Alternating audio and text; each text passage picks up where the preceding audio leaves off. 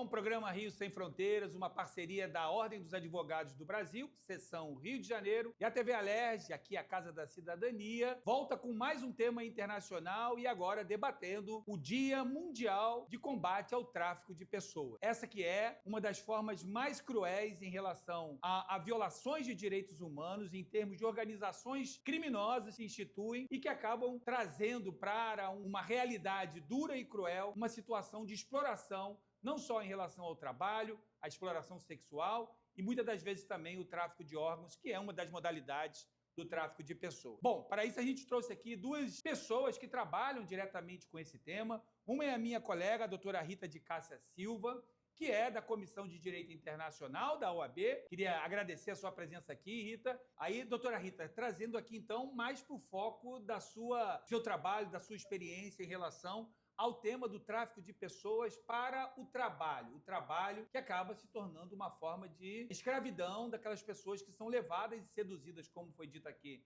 pela Júlia Cronenberg, para essa situação.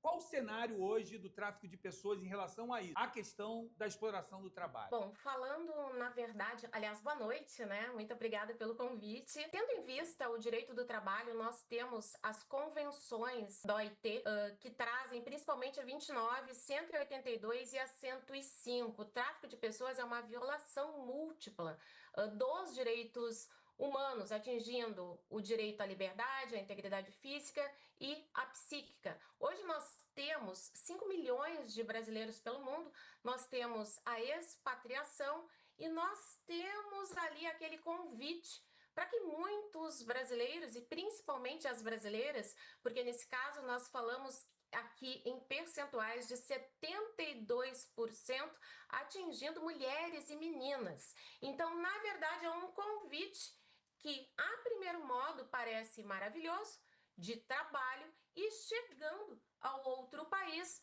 nós temos ali vários problemas. Não existe o trabalho, não existe o local de residência e acaba a pessoa ficando à mercê, sem ter muitas vezes como voltar, sem ter um apoio. Então, na verdade, no campo do direito do trabalho de cunho internacional, nós temos também várias empresas que contratam as pessoas para trabalhar e acabam ali explorando cada vez mais, sem dar a ela uma dignidade da pessoa humana que vem na nossa Constituição Federal de 88. E citando também o nosso Código Penal, artigo 149, a proibição do trabalho análogo à escravidão. Nós temos essas formas contemporâneas falando do tráfico de pessoas, né? Eu anotei aqui, nós temos o trabalho escravo no Brasil, no Nordeste, muitas vezes por conta do plantio. Nós temos o caso das mulheres brasileiras traficadas para exploração de cunho sexual. Nós temos o tráfico de adolescentes na fronteira do Brasil com a Bolívia, mulheres africanas traficadas para a Europa via a Líbia, e nós temos o trabalho forçado, que esse é conhecido, né, por conta das fábricas têxteis no sul da Ásia. E o tráfico de pessoas, ele é então caracterizado de cunho laboral nesse viés. Olha, muito bem, assim, trazer alguns dados a mais, agradecendo a doutora Rita, que inclusive parametrizou juridicamente, trazendo as normativas internacionais da OIT, que são importantes a serem consideradas, para além daquelas que estão colocadas no campo criminal, também para o combate, e também no campo migratório, como é o nosso próprio Estatuto de Imigração, que traz, né, orientações a respeito desse tema. E aí, repetindo alguns números realmente assustadores, né, porque a gente, por exemplo, tem não só 2,5 milhões de vítimas, mas o que isso movimenta em termos de cifras? 32 bilhões de dólares. E a gente tem acompanhado, desde 2003, a ONU acabou posicionando esse problema numa perspectiva de enfrentamento a ser um crime e não necessariamente uma violação de direitos humanos. E aí, se nós olharmos que o Protocolo de Palermo, que cuida do tema do tráfico de pessoas, ele é um protocolo vinculado à Convenção de Combate aos Crimes Organizados. Ou seja, o enfoque mundial é de combater o crime organizado e não de proteger a vítima.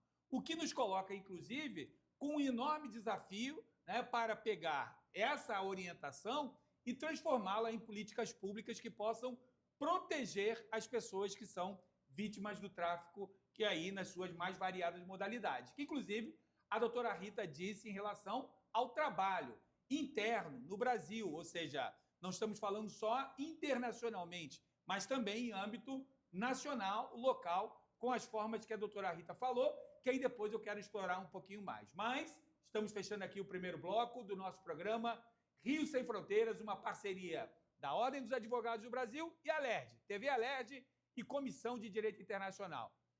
Daqui a pouquinho a gente volta. Rapidinho.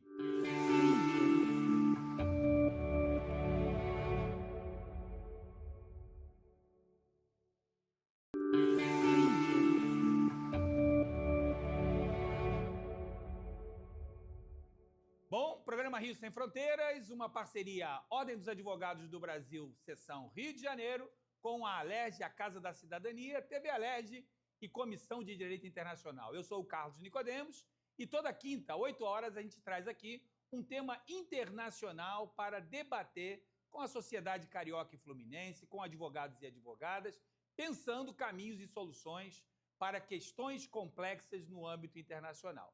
E hoje nós estamos tratando do Dia Mundial sobre o enfrentamento ao tráfico de pessoas. Essa que é considerada a terceira forma de produção de crime em nível internacional e que gera cifras absurdas como 32 bilhões de dólares, como nós estamos vendo aqui, e debatemos no primeiro bloco. Bom, para esse programa a gente tem aqui duas convidadas, a minha colega de comissão lá na OAB, Comissão de Direito Internacional, a Rita, a doutora Rita, e também a Júlia Cronenberg, que é da Secretaria de Assistência Social e Direitos Humanos, da Coordenadoria de Combate ao Tráfico de Pessoas. Rita, a palavra está contigo, porque eu queria que você trabalhasse um pouquinho mais aqui, para aqueles que nos assistem, dessa modalidade interna, porque muitos acreditam que tráfico de pessoas é uma questão internacional. Não, a gente sabe que é uma questão nacional também e que afeta a questão da exploração da mão de obra. Nós temos, inclusive, publicações relacionadas ao tráfico de pessoas no futebol, no Brasil, né, e que envolve crianças e adolescentes, que é uma situação bem problemática. Então, queríamos te ouvir um pouquinho mais sobre isso. Perfeito, né?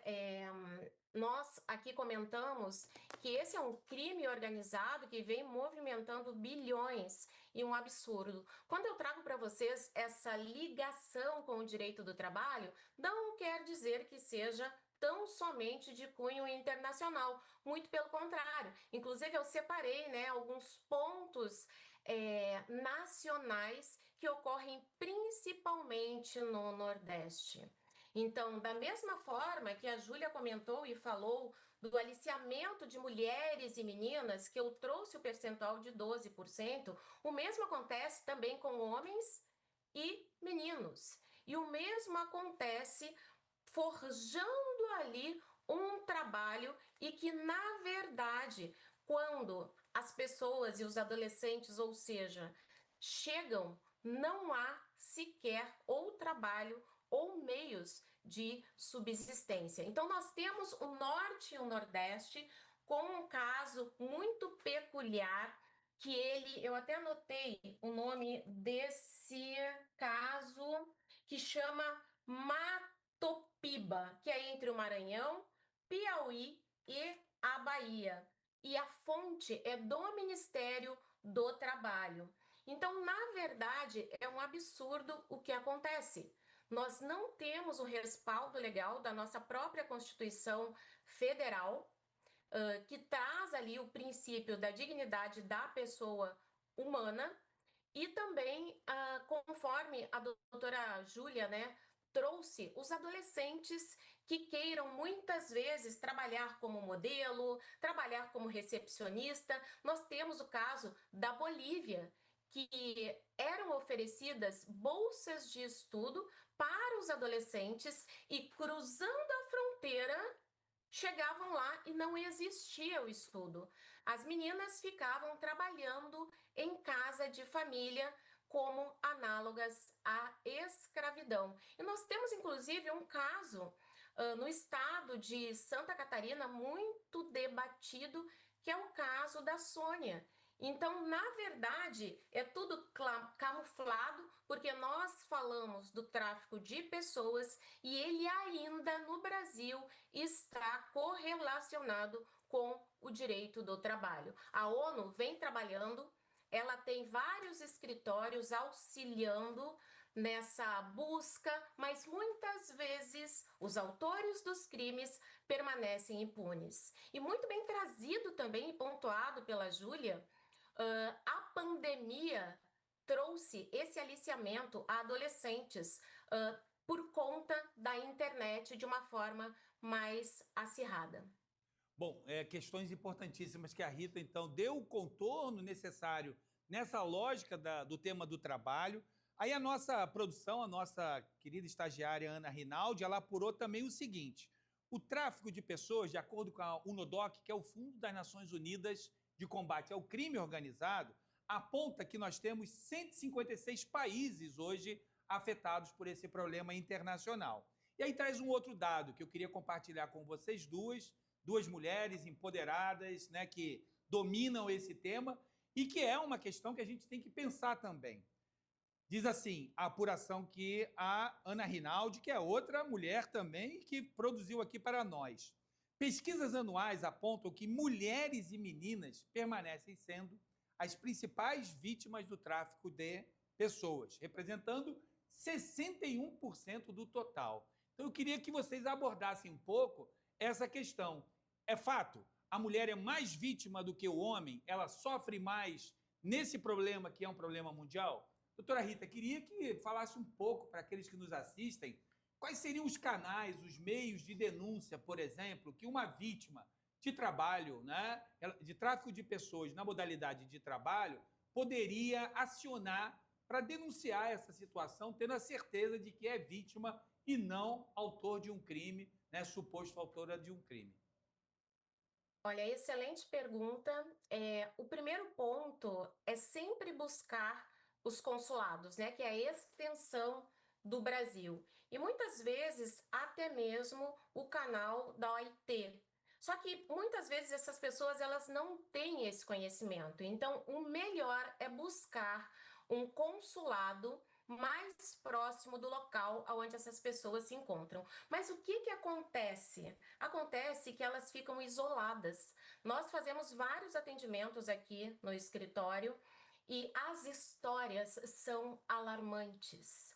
Porque começa com esse convite e ao mesmo tempo a pessoa acaba ficando enredada, ela não vê o dinheiro, então ela não consegue sair daquele meio o qual ela se encontra. Os passaportes são apreendidos, os documentos são resgatados e ela não consegue muitas vezes nem se deslocar daquele local aonde ela fica.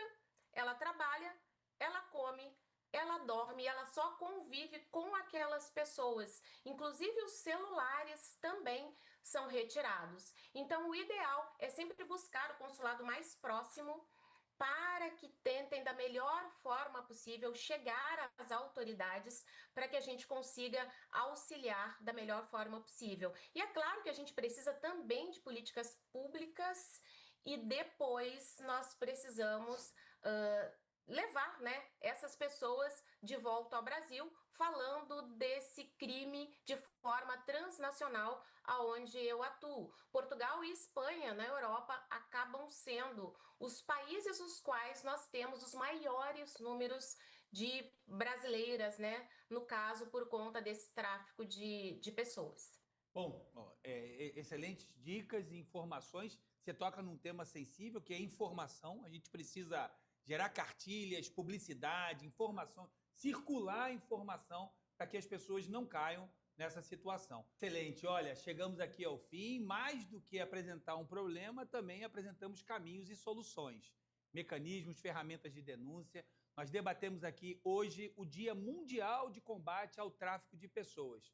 E para isso a gente trouxe aqui duas especialistas, duas pessoas que estão na linha de frente e que deixaram aqui um recado muito importante para a sociedade carioca e fluminense. Denuncie, os canais estão colocados aí. Até a próxima.